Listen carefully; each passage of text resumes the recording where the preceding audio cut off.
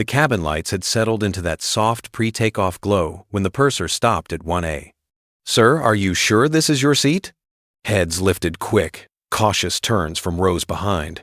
He looked up slowly, the silver edge of his policy notebook catching the overhead light. "Yes," he said. His voice was measured, quiet enough to require attention. The purser's smile didn't reach her eyes. "We've had mix-ups before. May I see your boarding pass?"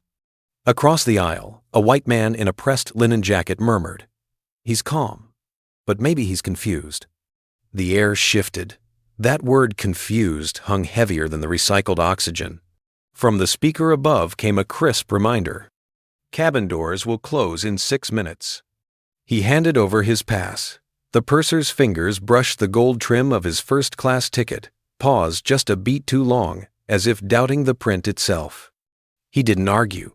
He just watched her eyes move from the ticket to his face. And then to the notebook on his tray black cover, silver corners, open to a line he'd written long ago. "Policy only matters when it protects the powerless." The engines hummed, the lights dimmed further, and for the briefest second, he felt every stare slice through the quiet like a blade made of air. Have you ever been questioned for simply being where you belong? Where in the world are you listening from tonight, New York, Nairobi? Drop your city in the comments, and don't forget to hit subscribe so you don't miss stories that challenge silence and power. Now, take a breath, because what happens next isn't just about a seat, it's about how a system decides who deserves to stay. The purser still held his boarding pass, the paper trembling ever so slightly in her manicured hand. The engines thrummed below their feet, steady and waiting. A murmur rippled down the aisle low, civil, full of quiet judgment. The white man across the aisle linen jacket, traveler's ease, leaned forward. "Maybe he's just in the wrong cabin," he said, almost kindly. "It happens all the time. No need to make this a scene." He wasn't looking at the purser. He was looking at the man in 1A, inviting him to agree to surrender politely. The CEO smiled faintly. "This is 1A, isn't it?" "It is," the man replied. "But sometimes these things get mixed. Happens to my assistant once. The system's tricky." The word assistant landed soft but cut deep. Around them, the polite audience of business travelers shifted crossed legs, adjusted jackets. Every movement said the same thing. "Let's move this along." The purser seized the opening. "Thank you, sir," she said to the white man, "not the CEO. We're just making sure everyone's comfortable." Then, turning back, she added, "I'll double-check your record. It might take a moment." She walked off, heels clipping against the carpeted aisle, leaving the ticket in her hand and silence in his. The cabin seemed smaller now, the air denser. He could feel eyes slide over him, like measuring tape quiet arithmetic of disbelief. The hum of ventilation carried a faint metallic tang, recycled air and tension. He picked up his policy notebook from the tray table. The corner had folded under someone's hand. He smoothed it out, eyes lowering not from shame but from focus. On the page, an old note stared back at him. "Power doesn't reveal character, it multiplies it." He breathed through his nose, slow, even. The man across the aisle spoke again, softer this time, as if confiding in a friend. "I'm sure it'll get sorted. You know how airlines are these days, chaos everywhere." His tone said, "I'm on your side." But his eyes said, "I need this to be over." The CEO turned slightly, met his gaze. "You think order comes from silence?" The man blinked. "Excuse me?" He didn't repeat it. He only looked forward, to the curtain separating first class from business. Thin, beige, almost translucent under the cabin light. Through it, the faint chatter of boarding passengers' voices blurred, but decisive, like the sound of a verdict already written. From the speaker above, "Cabin doors will close in 4 minutes." The announcement sliced through the quiet. The purser hadn't returned. A young woman 2 rows back leaned toward her companion. Why's he still there? Maybe it's a mistake. Then why's he not moving? He could hear them, every word crisp against the hush. He had built a life listening to the unspoken. Another attendant, smaller, uncertain, approached. "Sir, if you'd like, we can seat you in business for now and resolve this once we're airborne." Her voice trembled, rehearsed empathy wrapped around fear of delay. He glanced at her name tag, Sarah. "You'd move a passenger from first to business because you're unsure of the record?" Her throat tightened. "It's just procedure." He wanted to ask, "Whose procedure?" but he didn't. Instead, he reached for his notebook again, the black cover like an anchor in his hands. The white passenger exhaled, relieved. "See, everyone's doing their best. Let's keep this peaceful." Peaceful. That word, too, had a price. The cabin light dimmed another notch. His reflection appeared faintly on the window beside him. Tired eyes, gray at the temples, skin glinting under cold fluorescence. For a moment, he didn't see himself. He saw the pattern. He had written policies about dignity, inclusion, systemic bias. He had met presidents, negotiated reforms. And yet here, 30,000 feet below takeoff, none of it mattered. A bead of sweat rolled from his temple, catching in the crease of his collar. He whispered, almost to himself, "Every rule has a face behind it." The man across the aisle frowned. "Sorry?" He smiled again, the calm kind that unsettles. "Nothing, just remembering something I wrote once." He closed the notebook gently, pressed it flat. The engines thrummed louder, impatient. In 4 minutes, the doors would close.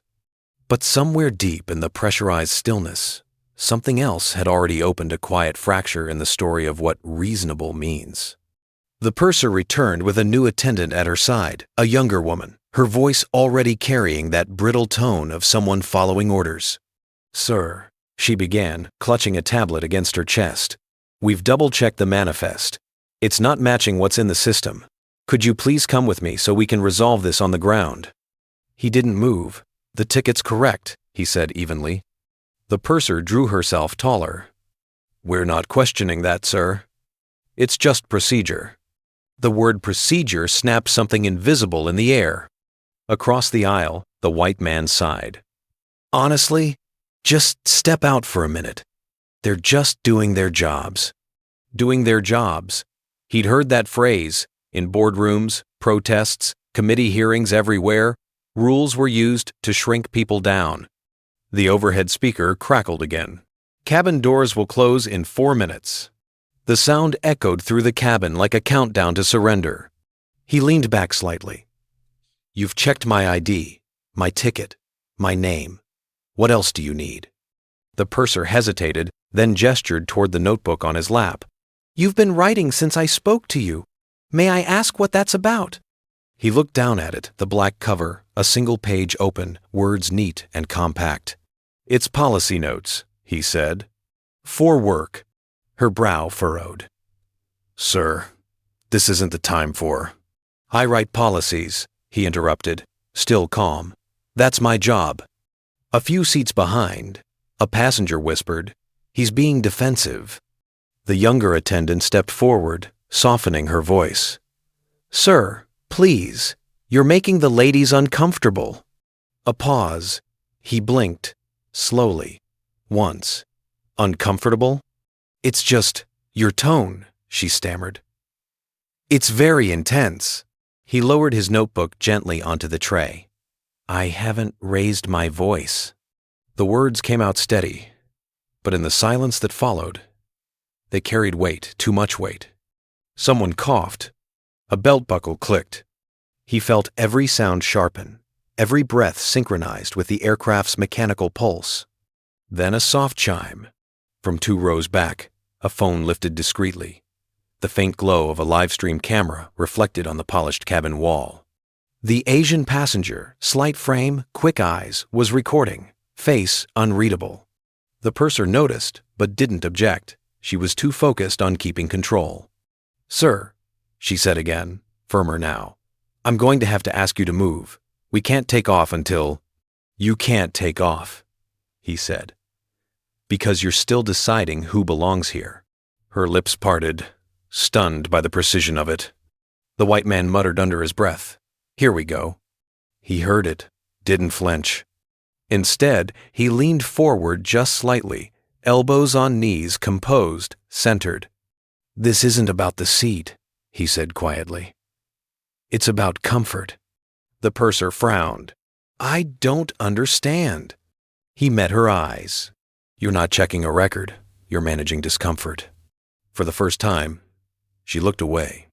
Behind her, Sarah, the younger attendant, shifted awkwardly, her eyes flicking to the recording phone. "Maybe we can." "No," the purser said sharply. "He needs to comply."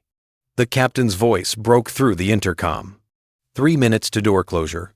Finalize cabin. The purser straightened again, clutching her tablet like a shield.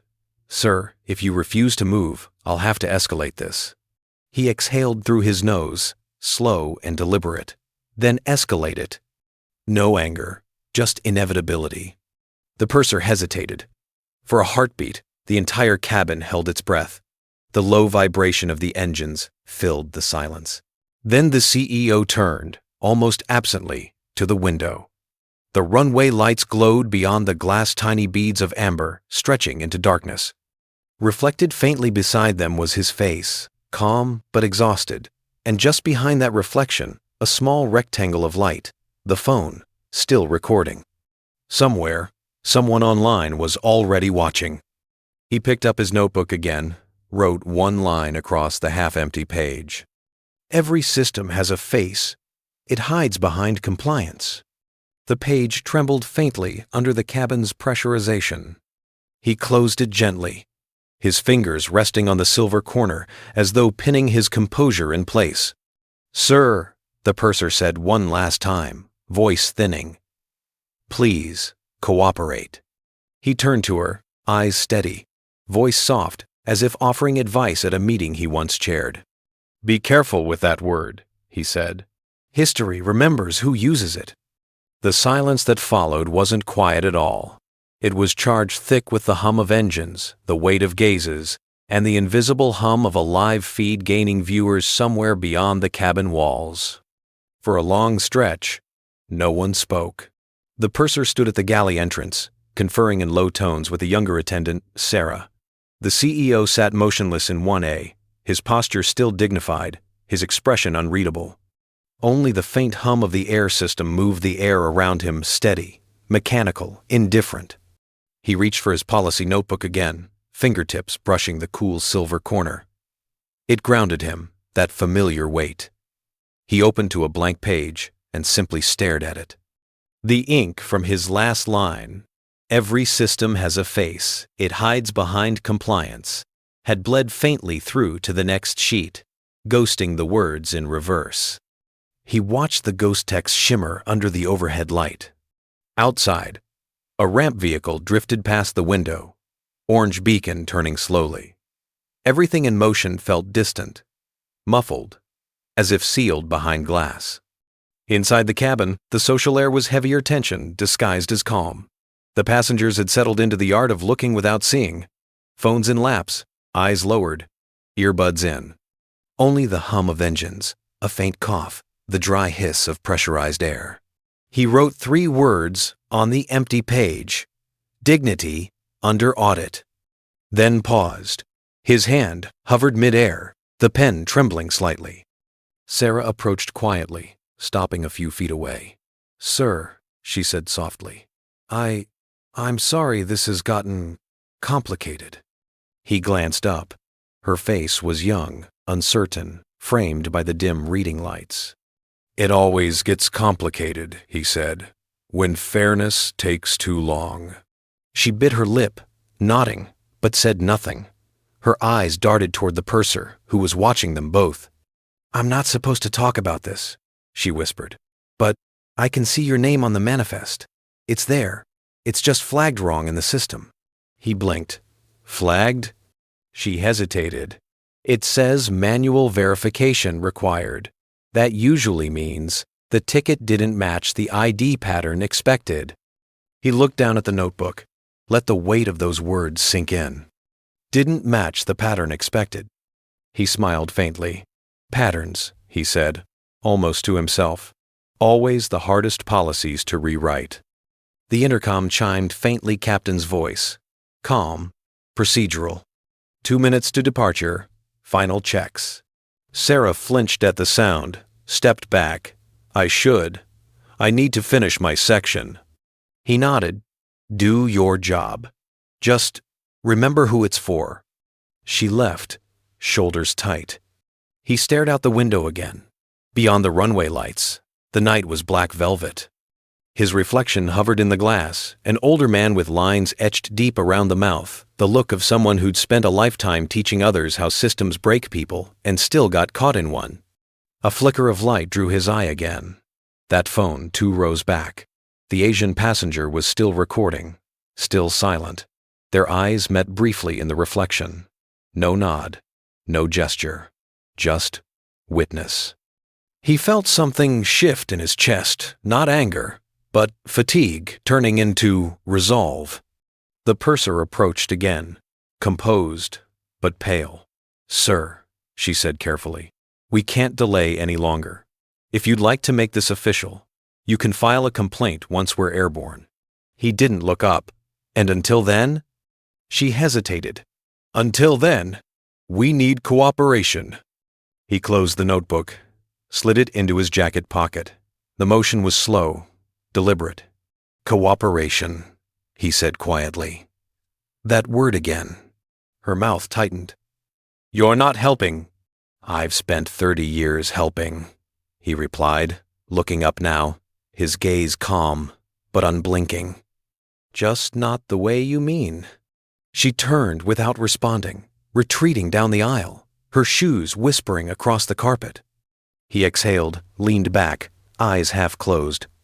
The hum of the cabin merged with his pulse.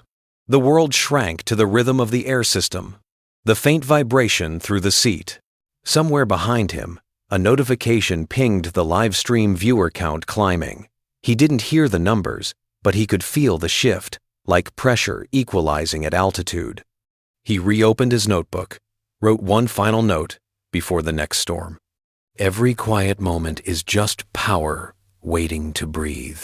Then he closed it again and rested his hand on the cover, steady as stone. Outside, the night blinked with runway lights. Inside, the storm waited silent, gathering, patient. The purser stood near the galley again, whispering into her radio, her tone clipped, professional. The captain's voice murmured faintly over the speaker, low and distant. The aircraft had become a chamber of whispers, everyone pretending not to listen. He sat still, eyes closed for a moment, the weight of his notebook on his thigh. From somewhere behind him, a male voice said quietly, "Isn't that him? The policy guy?" A woman answered under her breath, "The one from that education reform thing?" "Yeah, Dr. Ellison." The murmurs spread soft, incredulous. Recognition rippled like a current through the rows. He opened his eyes, almost sensing it. The air had shifted again, not from pressure, but from realization. Sarah appeared by his side, tentative. "Sir, I think some of the passengers know who you are." He smiled faintly. "That helps until it doesn't." Her lips parted to respond, but the purser's voice cut through, sharp and polished. "Sir, the captain has requested that we resolve this now. You can either move voluntarily or security will be notified." He looked up at her, no anger in his expression, just quiet exhaustion. "I'm not refusing," he said. "I'm remaining." "Then you're refusing," she countered, eyes darting to the other passengers for silent validation. He tilted his head slightly. "If silence counts as consent, does stillness count as refusal?" That line hung in the air, clean, precise, undeniable. No one spoke. The engines thrummed like distant thunder beneath the floor. He lifted the policy notebook, flipped it open to the first page. His handwriting from years ago stared back at him. "The measure of power is how long it can remain calm." He read it aloud, not loudly, but with the kind of clarity that carried.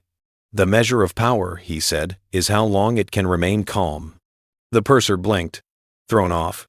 "Sir, this isn't—" He closed the notebook. I wrote that line 20 years ago for a program that trained officers to de-escalate public encounters." A quiet gasp from somewhere in the cabin. He continued, voice even. "I trained people to do your job with empathy, without humiliation. I designed those very words you're using. Policy, compliance, cooperation." Her mouth opened, closed again. Behind her, the white passenger, Langford, shifted uneasily.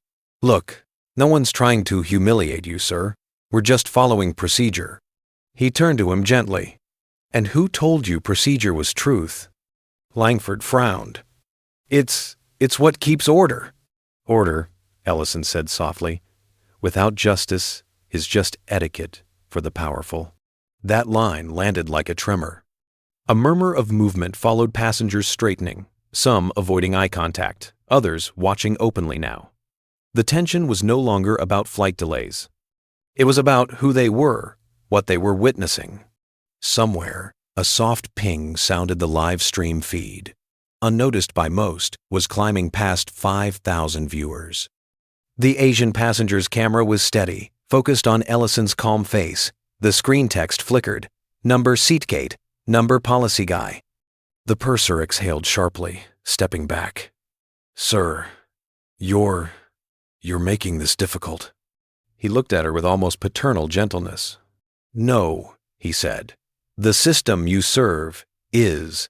A pause, and then quieter. "You can't make fairness happen by speeding discomfort. Sometimes order means waiting." That broke something subtle in the air.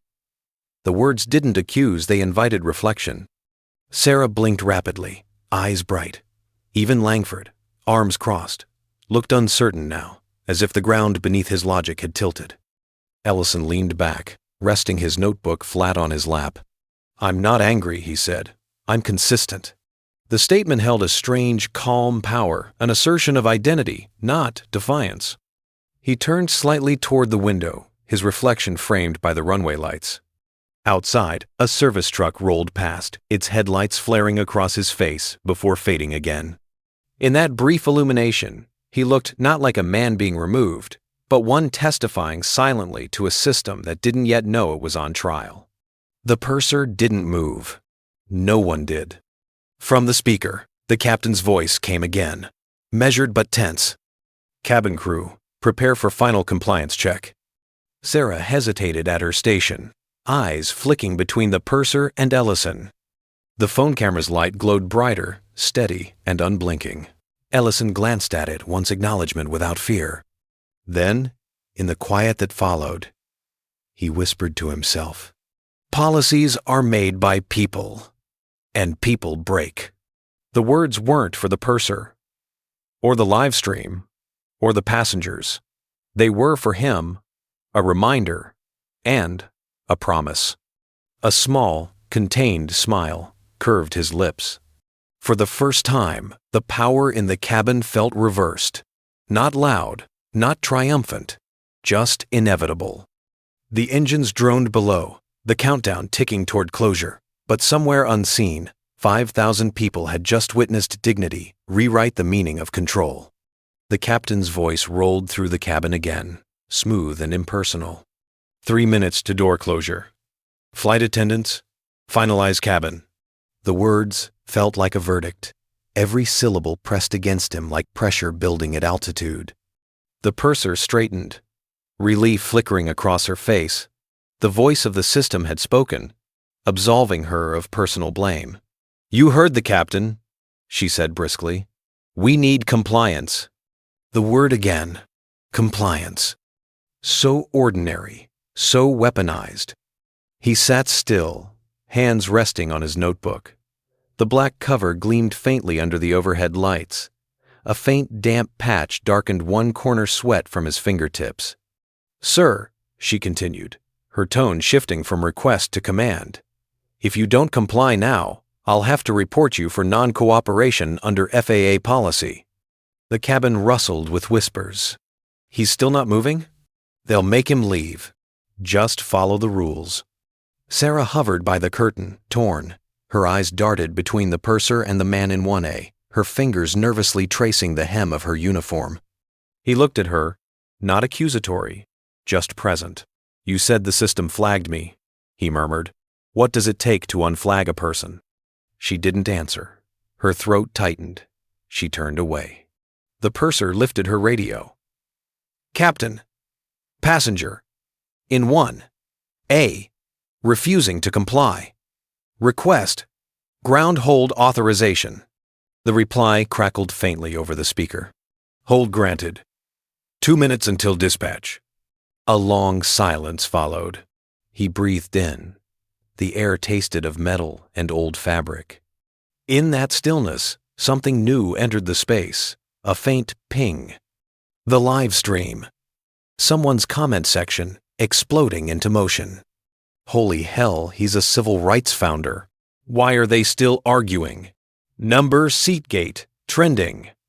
The Asian passenger's phone shook slightly in his hands. The number on the live counter flickered past 10,000. Inside the cabin, no one spoke, but everyone knew they were being seen. The purser, still unaware of the scale, pressed forward. "Sir, I'm trying to protect you from embarrassment. Please, don't make this worse." He looked up, eyes calm. "Protect me? From what?" Visibility, her lips parted. The sentence died before it left her mouth. He went on, voice even. "You've confused control with care. They're not the same." Sarah's breath hitched. A bead of sweat slid down her temple. Langford, the white passenger, interjected, his tone brittle. "Let's not dramatize this. We all have places to be." He turned slightly toward him. "And what happens to your schedule?" he asked quietly. "When justice is late?" Langford flushed. "That's not fair." He smiled faintly. "Neither is the system you're defending." Another ping. The viewer count spiked. Hashtags multiplied. Comments scrolled faster than the Wi-Fi could buffer. "This man's calm is terrifying." That line control with care put it on a billboard. The purser's radio buzzed again. 1 minute to close. She took a step back. "Sir, if you remain seated, we cannot legally depart. You're holding everyone up." "Then perhaps," he said, eyes steady, "everyone should consider what's holding us down." The words cut through the air like cabin pressure, decompressing, silent, invisible, unstoppable. Sarah's eyes welled, though she blinked the tears away quickly. The purser stiffened. "Enough. If you don't stand, I'll have to." "Have to what?" he asked gently. "Complete the paperwork?" Her composure wavered. "Yes, exactly." He nodded once. "Then write it truthfully." "Right. A man remained seated, while the system panicked around him. Right tenu." He nodded once. "Right tenu. Right tenu." No one breathed. Outside the window, a ground crew worker waved a light baton, signaling the final sequence before departure. Inside, the tension was a living thing. The purser lowered her radio slightly, uncertain now. The calm authority she'd wielded all flight was unraveling thread by thread against a wall of reason that didn't raise its voice. The captain spoke again, voice tightening for the first time. "Cabin control. Confirm passenger compliance." The purser didn't answer right away. Her eyes flicked toward Sarah, then back to him. The silence stretched 3 seconds. 5. Somewhere behind them, another ping. 15,000 viewers. He exhaled, almost serene. "You see," he said softly, "systems always hold until someone watches." The purser swallowed hard. Her throat worked once, twice. Then she lowered the radio. No response. The engines idled. The cabin lights flickered as the intercom chimed one final time. Final call. Boarding door. Closing in 60 seconds. A hush fell across the cabin, the kind of silence that wasn't quiet at all. It throbbed with tension. The purser's hand hovered near the radio, frozen mid-air. Her face was pale under the blue overhead light. Sarah stood behind her, eyes wide, waiting for instruction that wouldn't come. Outside, a ground crewman gestured impatiently with two glowing wands. Inside, the passenger sat rigid, caught between curiosity and fear. Langford's voice cut through first, thin and quivering. "For God's sake, just move, man. We're all tired." Ellison turned his head slowly, his expression unreadable. "You're tired," he said softly, after 6 minutes of waiting. "I've been waiting 50 years. The words landed like turbulence, unseen but visceral. Someone behind him muttered, "Oh my God," another whispered, "Is he right?" The purser's radio crackled again.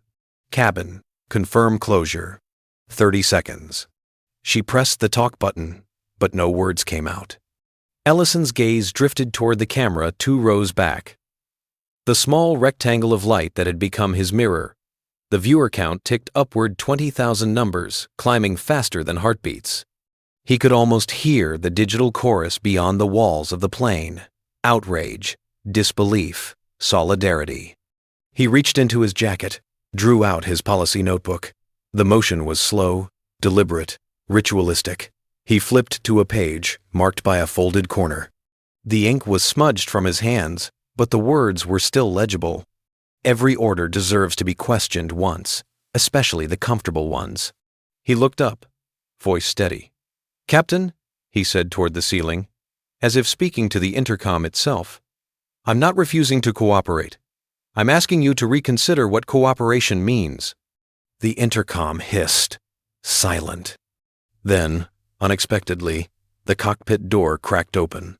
A shadowed figure, first officer, not the captain, stepped halfway into view, his expression tight with confusion.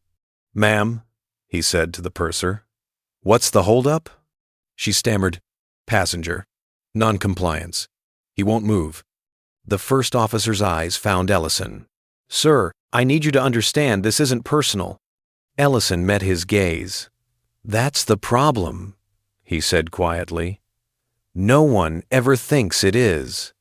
The officer blinked, something flickering in his expression, a momentary doubt, then retreated back into the cockpit. The door clicked shut again. Langford rubbed his temples, muttering, "This is insane." Ellison turned to him, voice still calm but sharper now. "It's order you're protecting, not sanity. Don't confuse the two." He leaned forward slightly, elbows on his knees. Order makes people disappear quietly. Justice keeps them visible. Sarah's hand went to her mouth. The purser snapped, almost pleading, "Sir, please. You're forcing me into a report I can't defend." "Then don't defend it," he said. "Describe it." Her lips parted, but no sound came.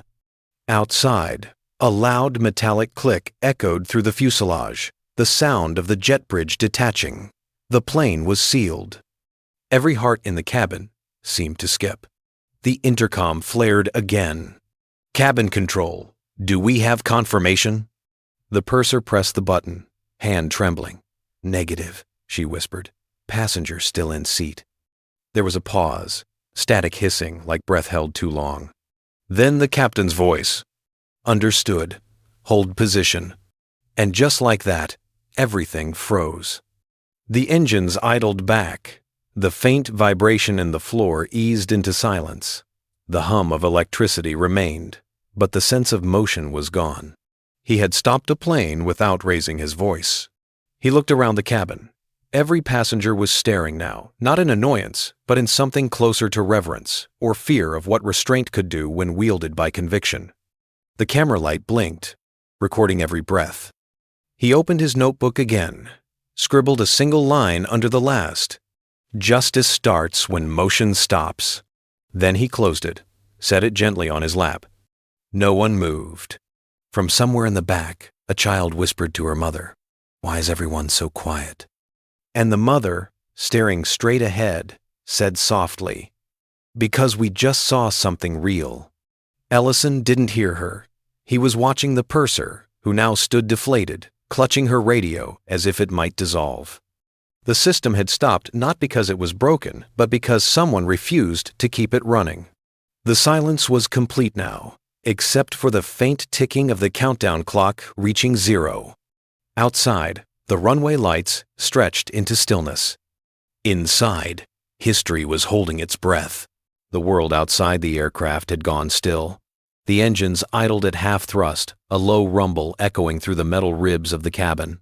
Inside, time felt suspended, thick, viscous, trembling. The live stream count blinked past 80,000. Langford shifted again, his patience cracked. "You've made your point, sir," he said, voice louder now. "You're holding everyone hostage. You've proved whatever it is you wanted to prove." Ellison turned his head slowly. "Have I?" he asked. His voice was soft, measured, but unmistakably audible. "Because I don't recall anyone listening." Langford's jaw tightened.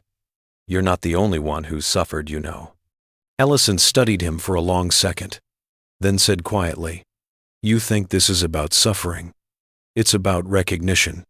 The cabin held its breath. The camera light flickered again, red in reflection. Somewhere behind them, the soft electronic chime of another notification pinged. "Live viewers 90K. Langford threw up his hands. "This isn't about race, or class, or whatever you think. It's about order. Rules. We all follow them. That's how civilization works." Ellison smiled not cruelly, but like a teacher reaching the final line of a lecture. "And who wrote those rules, Mr. Langford?" The man blinked. "What?" He leaned forward, the cabin light glinting off his silvered hair. "When you say we all follow them, you mean people like you, who've never been followed for them." Langford opened his mouth, but no sound came. "Order," Ellison continued, "is just power with good manners, and good manners are what keep injustice polite." Gasps rippled down the rows. The purser froze halfway through, reaching for the radio. Even Sarah, standing by the galley, covered her mouth. Ellison stood not abruptly, but with the deliberate grace of someone reclaiming space that was always his. The movement was quiet, yet seismic. "Sit down," the purser said weakly. "Please, sir, sit down." He turned to her. "No," he said. "I think we've all been sitting too long." The passenger's eyes followed him as he took one slow step into the aisle. The live stream camera tracked the motion.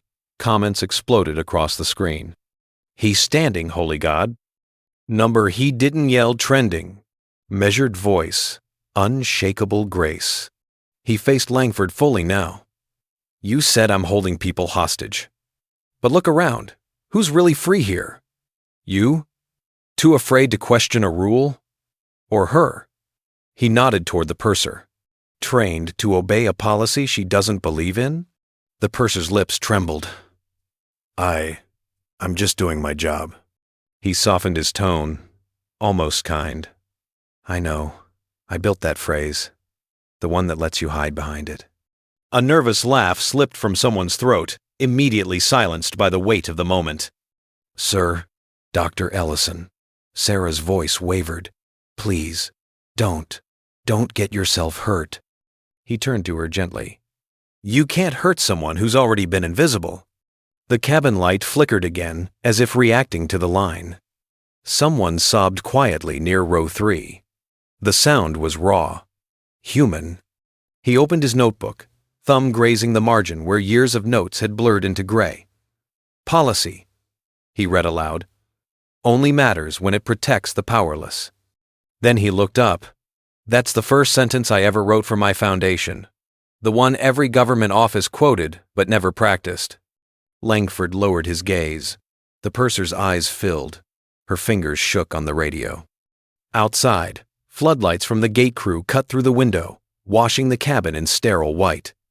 For a moment, everyone looked ghostly, half real. "Look at us," Ellison said, voice softening. "A cabin full of good people, doing harm politely." It wasn't anger. It was grief, shaped like truth. No one moved. The air smelled faintly of ozone and panic. From somewhere behind him, the Asian passenger silent witness since the beginning whispered, "Just loud enough. They can hear you now, sir. The whole world can hear you."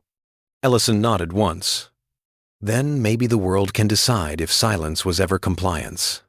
He closed the notebook, the silver corner glinting once under the cabin light. Outside, the engine spooled down. Inside, the plane held still, unmoving, unbreathing, suspended in a moment that felt larger than altitude. And for the first time since boarding began, no one dared to look away. The cabin had gone so still that even the hum of electricity seemed hesitant. Then, from the front, the cockpit door opened. The captain stepped out mid-50s, stern, composed, but his jaw was tight. He scanned the cabin, the cameras, the faces. "Everyone remains seated," he said, voice steady but brittle. "Ground control has requested a full stop. No one moves until we verify the situation." A murmur rippled through the passengers. Sarah pressed a hand to her chest. "They stopped the plane," she whispered. Ellison exhaled slowly. Sometimes stopping is progress. The purser, Miss Dalton, looked pale. Her polished poise was gone. Her hands trembled as she held the tablet. The artificial calm she had rehearsed for years was unraveling under the weight of 80,000 eyes and one man's composure. "Sir," she said, her voice softer now, stripped of command, "you don't understand what this is doing. To me." He turned, surprised not by her tone but by the truth in it. "To you?" She nodded, eyes glossy. "You think this job gives me power. It doesn't. It makes me an extension of the rules. I can't bend them, even when they're wrong."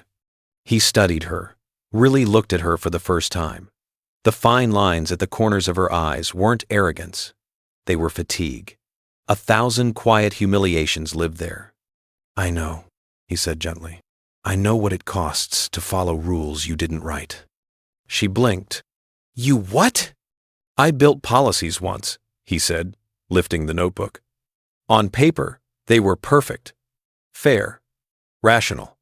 But systems don't fail because of words.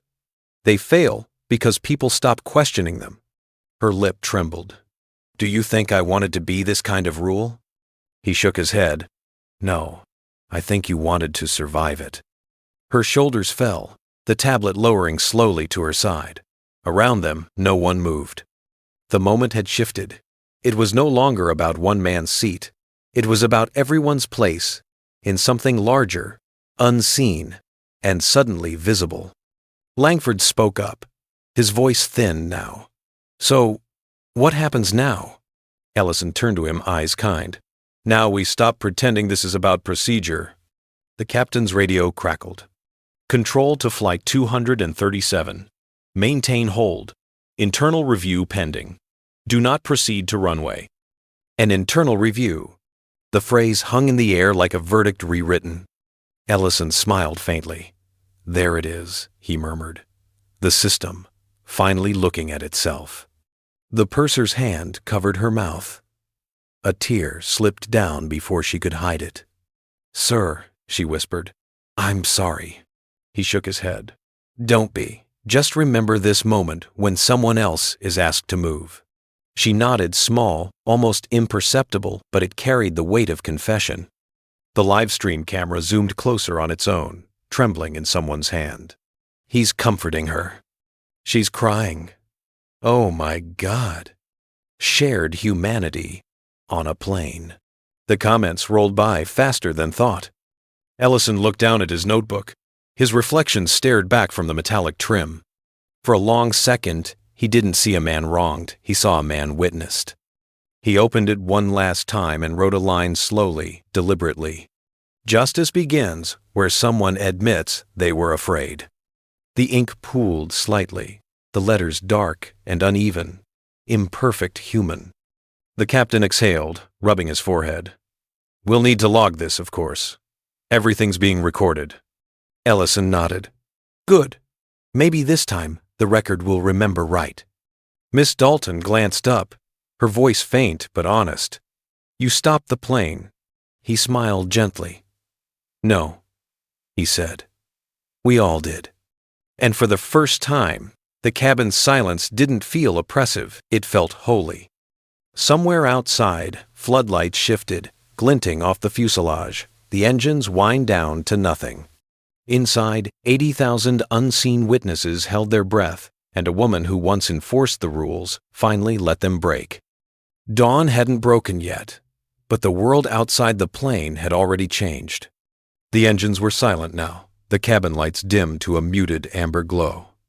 Ground control vehicles circled distantly, blue lights flashing in slow rhythm. Inside, no one spoke. The captain re-entered the cabin, voice low. "Ladies and gentlemen, Flight 237 will not be departing tonight. An internal review has been initiated. Please remain seated until further instruction." The words were bureaucratic, but the tone carried something different. Uncertainty, maybe humility. Sarah exhaled quietly, a small sound that trembled with release. The purser, Miss Dalton, sat in the jump seat now, her head bowed, radio silent. Her hands were clasped together, not in protocol, but in prayer. Langford stared at the floor. The sheen of self-righteousness drained from his expression. He looked smaller somehow, human again. And Ellison, Dr. Ellison, remained in 1A, the notebook on his lap. He wasn't triumphant. He just looked tired, the kind of tired that came from carrying dignity too long without rest. The phone camera was still running, though the feed had stopped climbing. 86,000 viewers had watched the system blink, hesitate, and stop itself. Now the comments had turned quiet rows of heart emojis, the word respect repeated again and again. He ran a thumb along the edge of the notebook. The paper inside was warped from his touch, ink dried uneven. Sarah stepped forward hesitantly.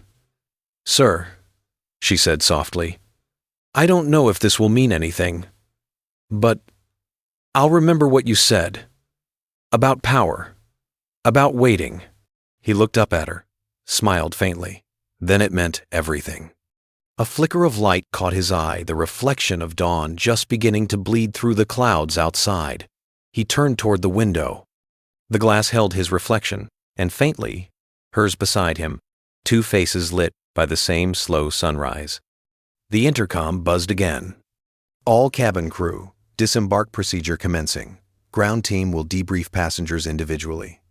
The words echoed hollowly through the cabin. Miss Dalton rose. Her movements were slow, deliberate. She approached his seat, eyes red. "Dr. Ellison," she began, her voice breaking. "I sent a message to corporate.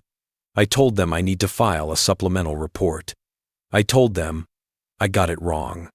He nodded gently. "You got caught in it. That's different." She swallowed hard, shaking her head. "Still, thank you for not hating me." He didn't answer right away. Then, quietly, "Hate's just compliance in another form."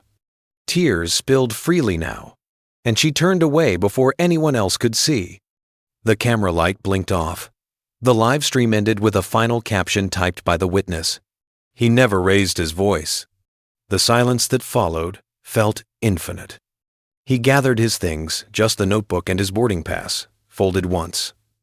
As he stood, his knees creaked softly. He paused, resting a hand on the seat in front of him for balance. The leather was still warm. Then, almost instinctively, he opened the notebook one last time. On the final blank page, he wrote slowly, carefully, as if every letter were a breath leaving his body. "They asked if I belonged here. Now they're asking if I'll speak about it." He closed it, the soft click of the silver clasp sounding like punctuation on a sermon.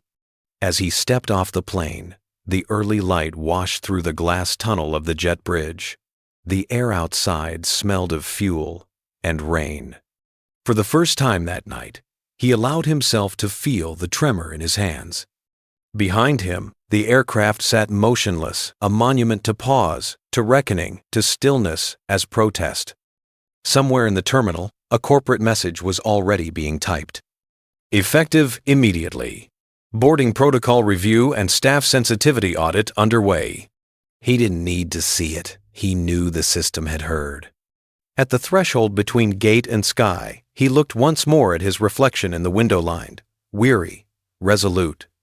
Then he whispered to no one in particular, Policy only matters when it protects the powerless. The dawn flared brighter, the glass fogged with breath. And for the first time all night, the silence felt earned. How did this story make you feel angry, seen, or quietly understood? Share your thoughts in the comments. Hit like if you believe dignity should never need permission, and subscribe for more stories that turn stillness into justice. Your voice completes the story because every echo of truth starts with someone who refuses to stay silent.